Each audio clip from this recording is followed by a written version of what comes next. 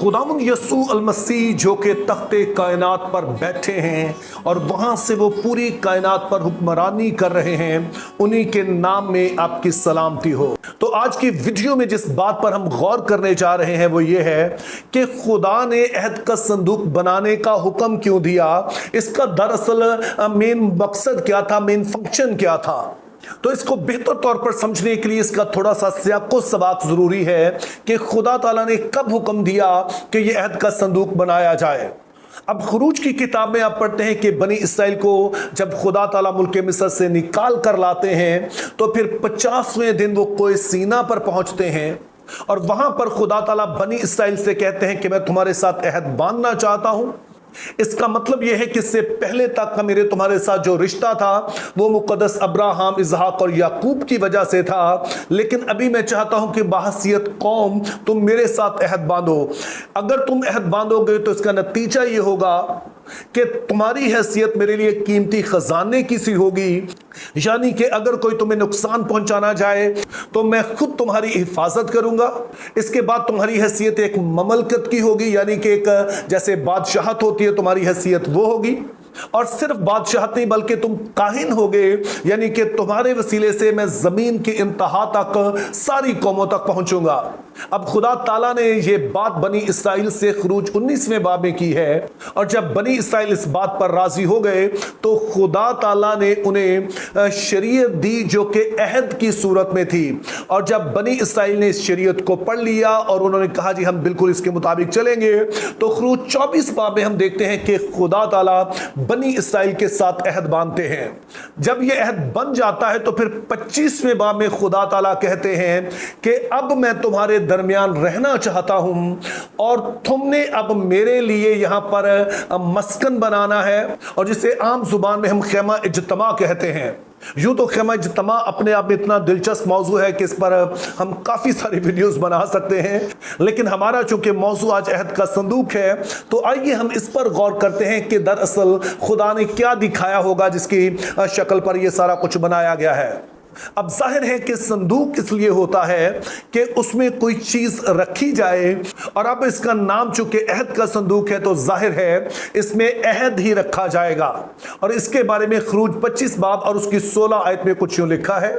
और तू उस शहादत नामे को जो मैं तुझे दूंगा उसी संदूक में रखना।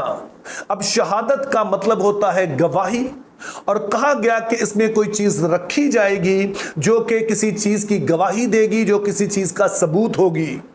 अब यह बड़ी दिलचस्प बात है कि इसे कहा अहद का संदूक गया है, लेकिन इसमें जो चीज रखी गई है उसे शहादत नामा कहा गया है। तो इससे क्या मुराद है, यहां पर आपने याद रखना है कि उस जमाने में होता यह था कि जब लोग आपस में कोई अहद करते थे तो वो उस बात को लिख लेते थे, और यह अहद जो था सिर्फ दो लोग नहीं आपस में बांधते थे, बल्कि कोई एक बड़ी कौम का बादशाह और एक कोई कमजोर कौम आपस में बांधते। और जब इस तरह का अहद बांधा जाता तो इसे खिदमत गुजारी का अहद कहते थे, यानी कि जो कमजोर कौम है वो इस बात का इकरार करती कि हम इस बड़े बादशाह की खिदमत करेंगे और ये हमारी हिफाजत करेगा दीगर तमाम जो कौमें हैं उनसे, और जो भी इस बादशाह के मफादात हैं हम उसके लिए काम करेंगे। और जैसा कि आपने कुछ देर पहले सुना कि जब खुदा ताला ने बनी इसराइल के साथ अहद बांधा तो उसे शरीयत दी जो दरअसल इसी अहद की शक्ल में थी, जिसका मतलब यह था कि यहोवा बनी इसराइल का खुदा भी है और बादशाह भी है, और यह कौम अब उसकी खिदमत गुजारी के लिए है। और फिर खुदा ने इस पूरी शरीयत का जो निचोड़ है वो 10 हुक्मों की सूरत में पत्थर की तख्तियों पर लिखा, और ये तख्तियां मूसा को दी, और यही वो तख्तियां थी जो बाद में अहद के संदूक के अंदर रखी गई। और ये इस बात की गवाही थी कि खुदा और इसराइल के दरमियान अहद है, और बनी इसराइल अगर इस अहद को तोड़े, इन शराइत से मुड़े, तो फिर वो सजा के लायक होगा। और दूसरी तरफ ये इस बात की भी शहादत देता था कि जब तक वो ये सारी बातें करते रहेंगे, जब तक वो इस अहद पर कायम रहेंगे जो कि इन तख्तियों पर लिखा है, जो कि निचोड़ है बड़े अहद का, वो खुदा की बरकत से लुत्फ अंदोज होते रहेंगे। तो इस तरह से हम जो पहला मकसद देखते हैं अहद के संदूक का, वो ये था कि इसमें उनके खुदा के साथ जो अहद है उसका जो निचोड़ है और जो गवाही के तौर पर ये 10 अहकाम लिखे गए हैं वो इस अहद के संदूक में महफूज करके खुदा के हुजूर में रख दिए जाएं। लेकिन हमने याद रखना है कि अहद के संदूक का जो दूसरा बड़ा ही अहम हिस्सा था वो उसका सरपोश था। इसे अगर हम आसान लफ्जों में कहेंगे तो जो ऊपर ढक्कन था जिसकी वजह से ये अहद का संदूक ढांपा जाता था, ये इसका दूसरा और बड़ा ही अहम हिस्सा था। और इस ढक्कन के ऊपर हम देखते हैं कि 2 फरिश्तगान बने हुए थे और इन फरिश्तगान ने अपने पर इस तरह से फैलाए हुए थे कि पूरे का पूरा जो अहद का संदूक है वो इनसे कवर हो जाता और फिर इसके परों के नीचे जो एक जगह बनती थी अहद के संदूक और परों के नीचे जो दरमियान में जगह है, यहां पर खुदा का शकाइना, यहां पर खुदा सुकूनत करता था, उसका जलाल ठहरा रहता था।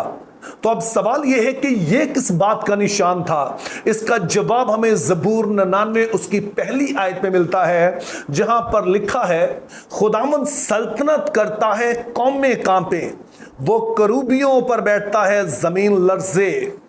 अब बाइबल मुकद्दस में यह तस्वुर आम पाया जाता है कि खुदा का जो आसमान पर तख्त है उसको जो फरिश्तगान हैं वो घेरे हुए हैं, उसको ढांपे हुए हैं। और इस आयत में इसी बात का इजहार किया गया है कि वो मुकर्रब फरिश्ते करूबीम जो खुदा की कुर्बत में रहते हैं वो हैं जो कि उसके तख्त को उठाए हुए हैं, उस पर साया किए हुए हैं। और यहां पर आपने ये भी याद रखना है कि खुदा ताला ने मूसा से कहा तो तू सारा सामान वैसा ही बनाना जैसा मैं तुझे दिखाऊंगा।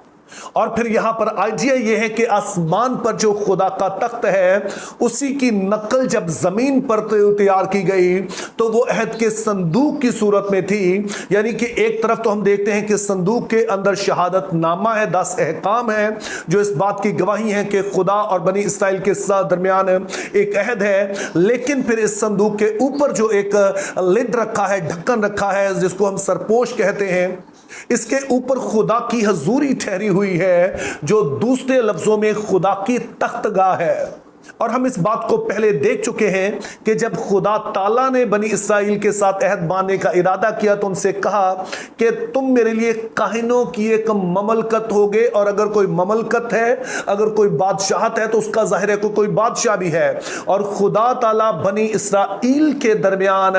उनके खुदा और बादशाह के तौर पर सुकूनत करते हैं और अहद का संदूक उनका तख्त है जिस पर उनका शकाइना ठहरता है, जहां पर उनकी हजूरी ठहरी रहती है।